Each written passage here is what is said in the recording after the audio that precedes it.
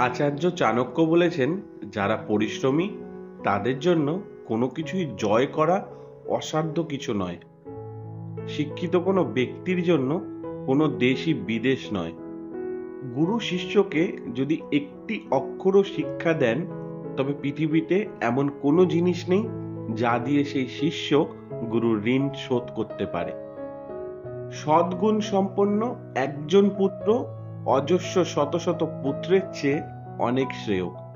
কারণ রাতের আকাশে একটিমাত্র চাঁদই কিন্তু আকাশের সমস্ত অন্ধকারকে দূর করতে পারে। বিষের পাত্র থেকে অমৃত, অপবিত্র স্থান থেকে স্বর্ণ, সবচেয়ে নীচ ব্যক্তির থেকেও জ্ঞান এবং নীচ বংশের পরিবার থেকেও গুণবতী স্ত্রী গ্রহণ করা উচিত।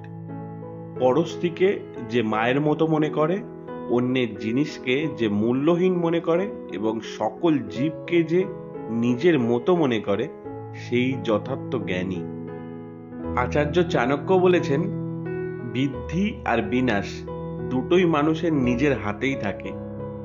ধৈর্যহীন ব্যক্তির বর্তমান আর ভবিষ্যৎ বলে কিছু থাকে না। অতিরিক্ত স্নেহ করার ফলে সন্তানের অনেক দোষ জন্মায়, কিন্তু কঠোরতার দ্বারা তার সুন্দর চরিত্র গড়ে ওঠে। তাই সন্তান ও শিষ্যের প্রতি কোমল নয়, কঠোর হও। বইয়ে থাকা বিদ্যা, পরের হাতে থাকা ধন একই রকম। প্রয়োজনকালে তা বিদ্যাই নয়, তা ধনই নয়।